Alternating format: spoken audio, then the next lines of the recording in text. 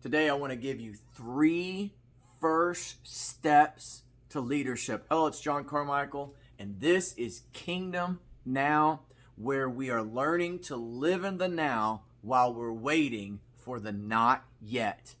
Today I want to give you some powerful principles concerning leadership. In fact, these are 3 basic principles. I call them 3 first steps to leadership that you can begin to apply today, whether you're leading your family or in business or in church or ministry.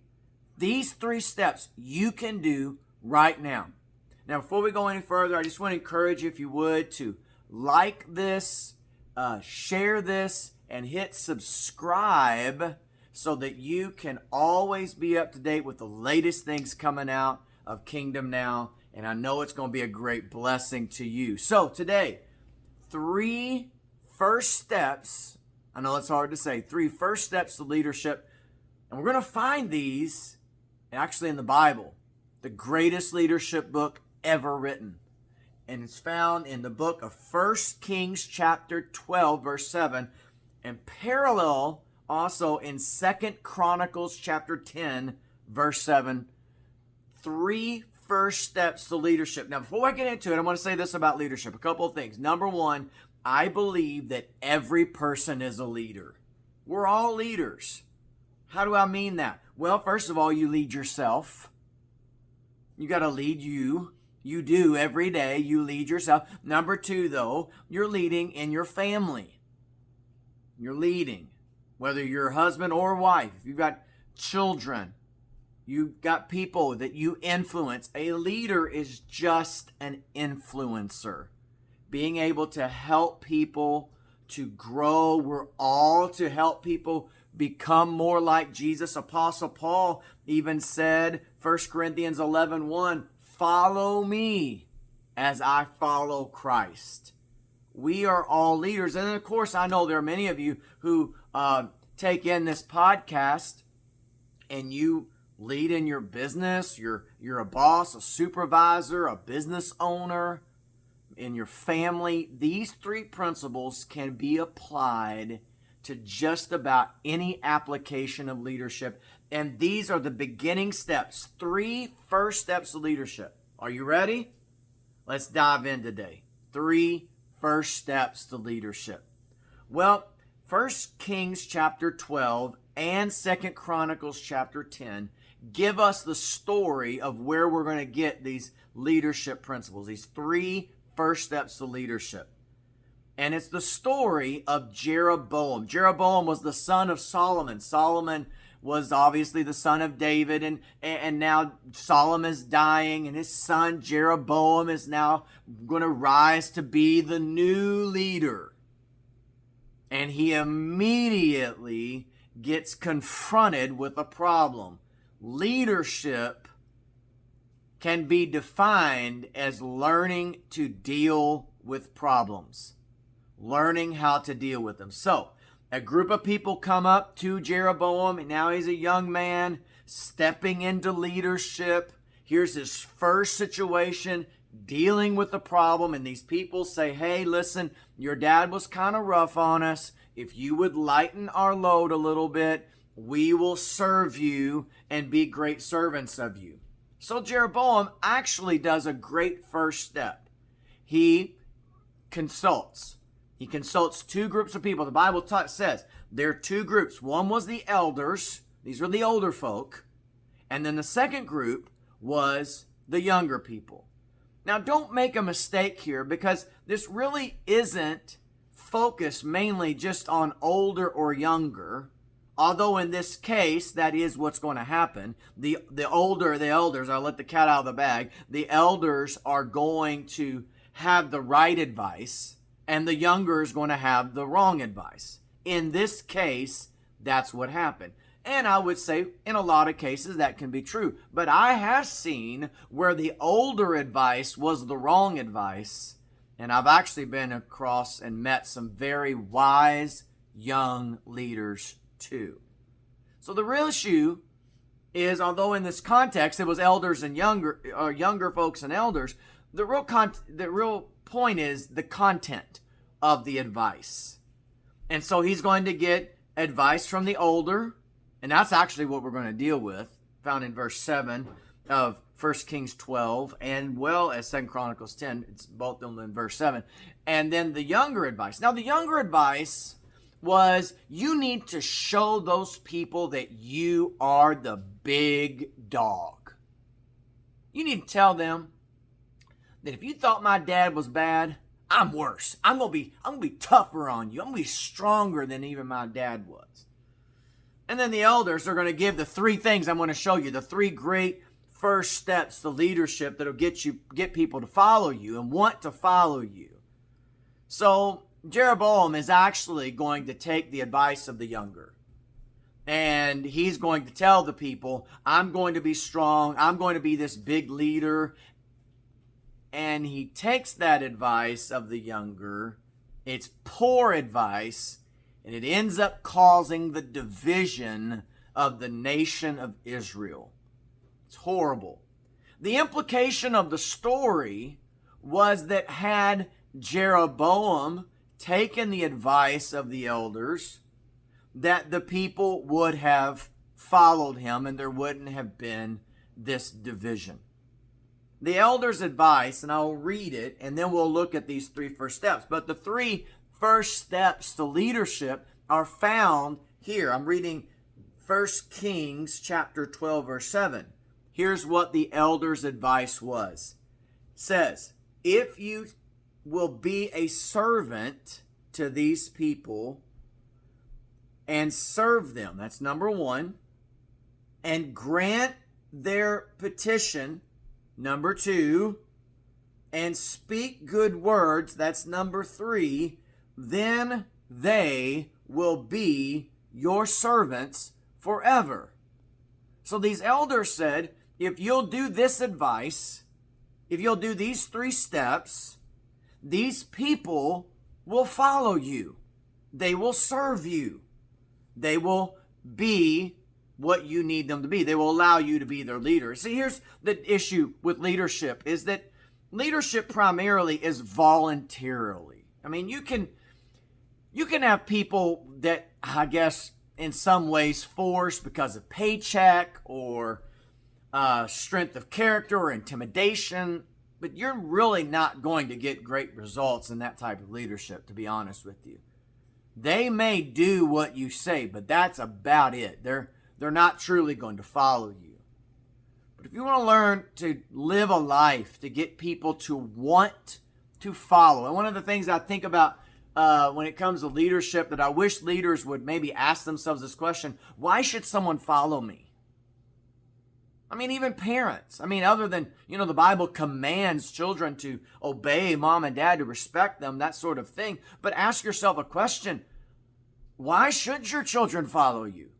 I mean, are you the kind of leader that would cause people to want to be there? What the elder said is, look, these people will want to follow you if you do these three things. And I can tell you today that as I have put these into practice, not perfectly by any stretch, it has helped me to become a better leader to those to whom God's called me to lead. So what are the three first steps to leadership? These were three things that Jeroboam wants to do that you and I can do. Let's look at these three things. It's going to be powerful. You ready? Number one,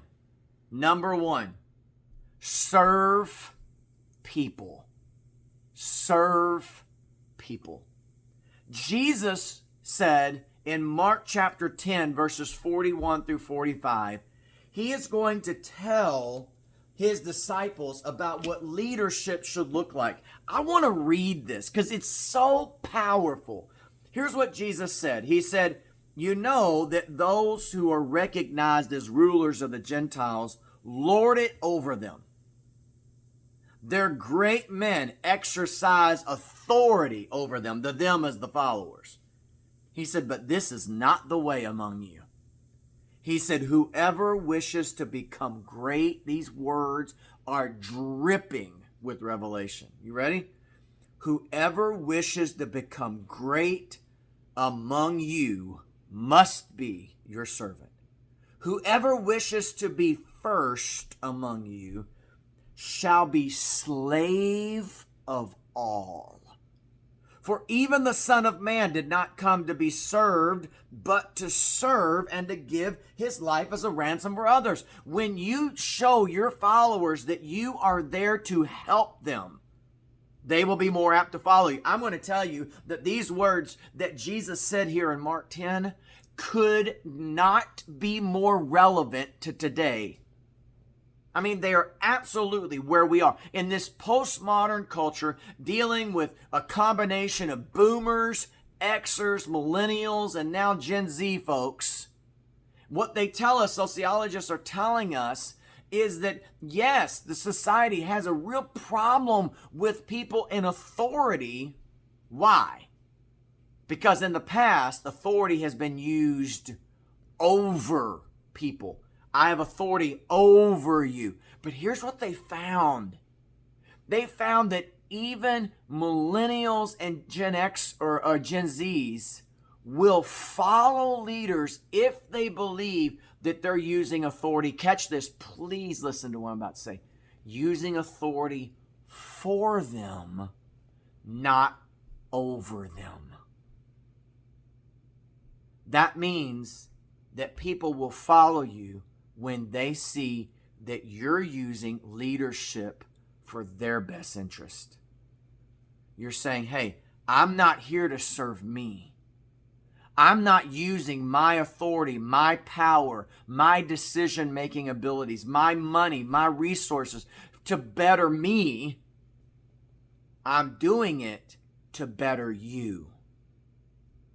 And when people know, I truly believe this, when people know, for the most part, not everybody, okay?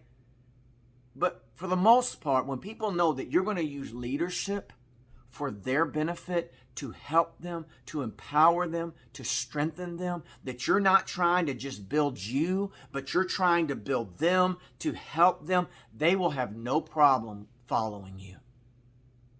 Because you're there to serve. That means that while you're walking in leadership, you're not trying to use them as tools to get your vision done. They are your vision. Their betterment, their empowerment. That means that the person who maybe from every person from your sales force to the person who is your custodian, to your children, when your children know that you are saying this to them for their benefit, not for yours, but for theirs, they will have an easier time following you. Ask yourself this question. When you go to make decisions, when you have conversations, when you assign jobs, duties, and expectations upon your folks, am I doing this to serve me and my betterment, or am I empowering them and doing it for their benefit? When you communicate, this is what I believe to be done for you, and they truly know that you have their best interest at heart, they will be more apt to follow you. So number one, serve people. Now, number two, on the 3 first steps to leadership. Number 2, are you ready? Get ready. Say yes. Notice what the leadership, the elders said to them. It says, grant them their petition. Don't be a no leader. Be a yes leader. What do I mean by that? Well, certainly not every request can be granted exactly as presented at that exact moment. That's for sure. In leadership, we have to make decisions. Often in leadership, we have limited resources at that moment, at least. Maybe it could be a resource of time or money or tools, whatever it is. But when the folks who are following you, if they're afraid to ask because they know that the answer is genuinely no, or generally no, they're going to have a hard time following you. They're not going to want to follow you because they know that all you are, number one, if you're not serving them and you're serving you, then you're just wanting your stuff, not theirs. But when they come to you with a request, what is your predisposition? See, when you're a servant, when you're doing number one and you're serving people, it's going to lead you to point number two. You're going to want to say yes. They're going to say, hey, I need this thing, or can we do this, or can we do this differently? If you're all about you, you're going to be like, no, you're going to do it my way. You're not going to have that. You don't need that. You only need what I think you need. You got to do it exactly the way I want you to do it, when I want you to do it. And if that's your mindset, people are not going to want to follow you. They're just not.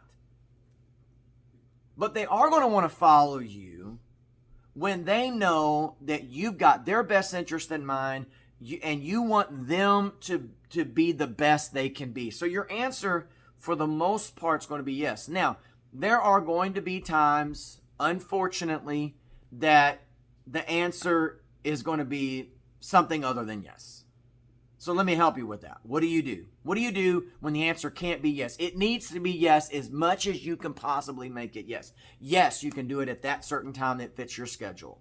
Yes, you can have that thing that you need to do your job better or to be better at that. Yes.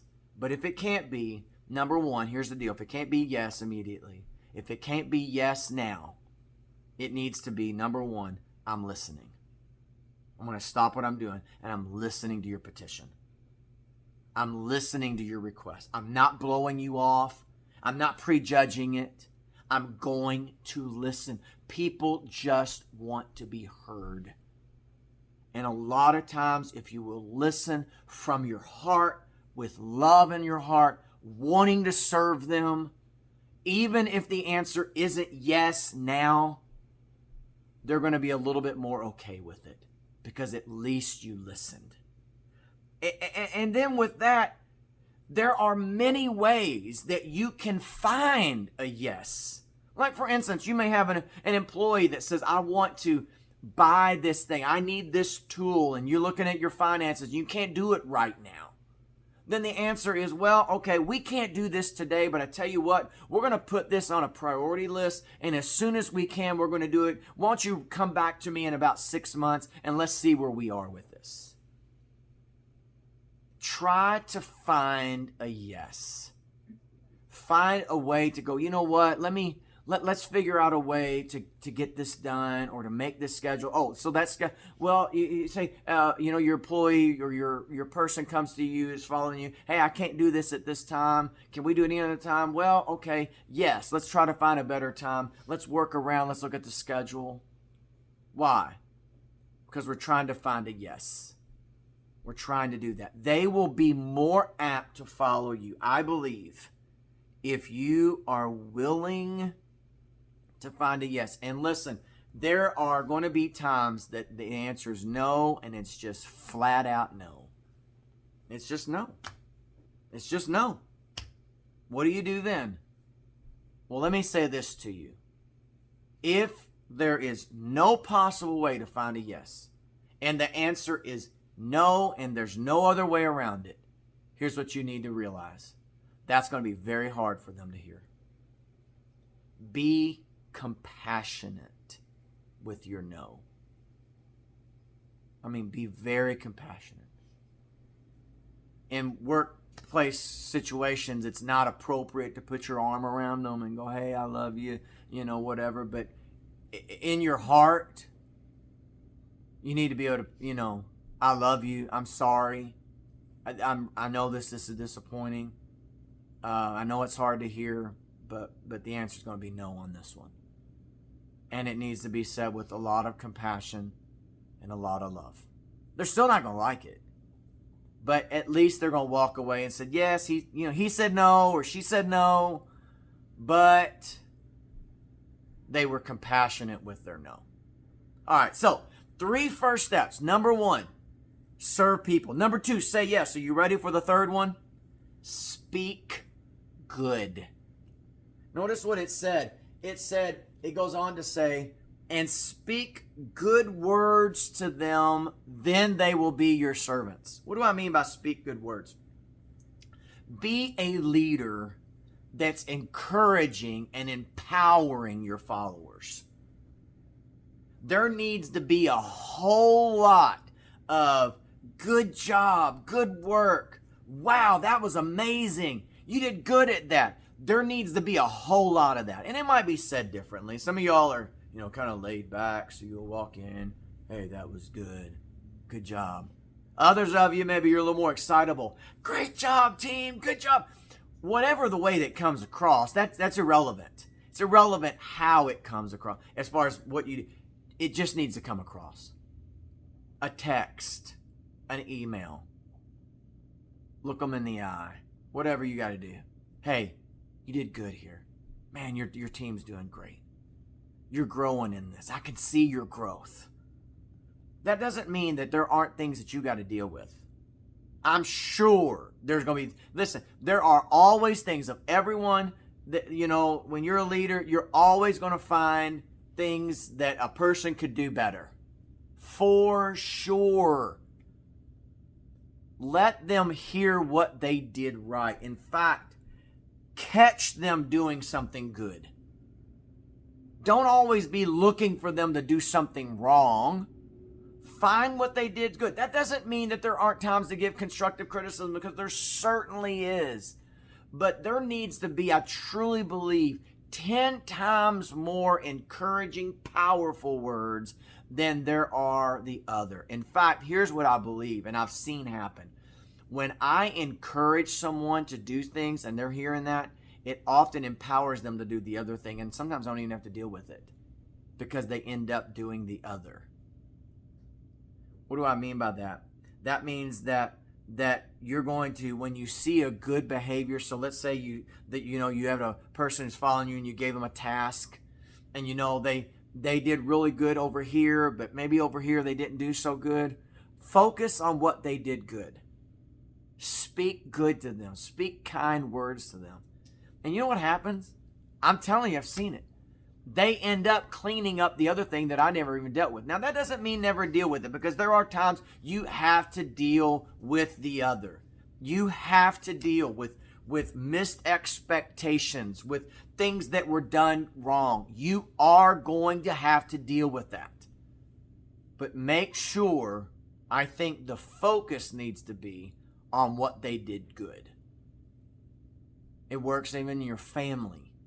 Your children are going to be more motivated when they're cleaning their room. Instead of focusing on the dust bunnies that they left undone under their bed, focus on the fact, wow, your shoes got put in order. Good job. Why? Because that'll motivate them to want to do the job better. When they know they're going to do a job and work, and all you're going to do is find the one thing they didn't do right, do you think they're going to be motivated to clean their room, or that employee's going to be motivated to do that job because they know, oh yeah, here comes my leader, here comes the boss, and they're going to find the one thing I didn't do right? That's not motivational. It's going to demotivate them. So here's what the elder said: do these, and they will serve you. So before we go, real quick, let me give you a pro tip. Now, I will do probably an entire podcast on this at some point in the future. But let me give you a quick pro tip. That means this is just one little extra. Here it is. Be a person of integrity. If you want people to follow you, be a person of integrity. They've done survey after survey of people who were in various companies and positions in which they had leaders over them, and they asked, what do you look for in a leader? What would you like? What do you want your leader to be? And what has overwhelmingly come up in these surveys is this: integrity. Your people are looking for you to be a person of integrity. Integrity means a whole lot of things. It means do what you say you're going to do. If you promise something, fulfill that promise. And if you don't fulfill that promise, you owe them an explanation. If you made a statement, you need to tell them why. You owe them that. Be upfront. Be a person who is transparent. That's a word. What does transparent mean? Transparent means that you're just going to be honest. You're going to be honest with what's going on you're not hiding things. That doesn't mean you got to give every little salacious detail about every situation going on. They just want to know that of the real important things, that you're up front, that you are a person of integrity. Don't tell people to do stuff that you're not willing to do. Be a person of integrity. Be honest. Be upfront. No one wants to follow someone that they can't trust. Be a person they can trust. So, here we go. 3 first steps of leadership. Serve. Say yes. Speak good. And then walk in integrity. All right, today as we close, I'm just going to give you a couple of things. I've got this How Can I Pray For You coffee mug. My wife has one. We've got t-shirts. We've got hats. Boy, people are buying these. It's awesome. Thank you. You can go to johncarmichael.net, hitting the shop button. And what this does is it's helping people to share their faith. Man, it's great. I'm loving hearing some of the stories and testimonies of people who are getting these shirts, getting these hats, getting these coffee cups, and it's opening doors to pray. How can I pray for you? People just walking up out of the blue saying, oh, you can pray for me, this, that, and the other. You pray for them, and then you say, hey, listen, once you lead them in prayer, and you lead them in prayer of salvation, invite them to your church, man, God is just moving. Get yours today, johncarmichael.net, hit shop, and you can order your How Can I Pray For You coffee mugs, hats, different styles, shirts, long sleeve, short sleeve. It's amazing. Go there. Be a great thing. We do encourage you also to support Kingdom Now with John Carmichael. You can go to johncarmichael.net and you can support us right there. We thank you for helping us to do that. Encourage you to like, share, and subscribe to johncarmichael.net. Before you go, I want to lead you in a prayer today. Maybe you've been a part of this podcast and you've not given your life to Jesus. You're away from the Lord. I want you to stop what you're doing. Pray this prayer with me right now. You ready? Say, Father God, I thank you today that you love me. I receive, come on, say, I receive the love of God into my life. You sent your son Jesus to live on the earth, to die on a cross, and I believe you raised him from the dead. I make Jesus Christ Lord of my life. Forgive me of my sins. Take out of me everything that needs to go. Put inside of me everything I need to be the person you've called me to be. In Jesus' name. Friend, if you prayed that prayer, I want to encourage you to go to johncarmichael.net, hit the word surrendered, and there's going to be some great information there to help you in your walk with God to be able to grow in the Lord. There's an online form there. If you fill that out, we'll send you some information that'll help you in your walk with the Lord, free of charge, no obligation. We just want to help you and grow in the Lord. Again, I want to thank you for being a part of this podcast, Kingdom Now, with John Carmichael, as we're learning to live in the now while we're waiting for the not yet.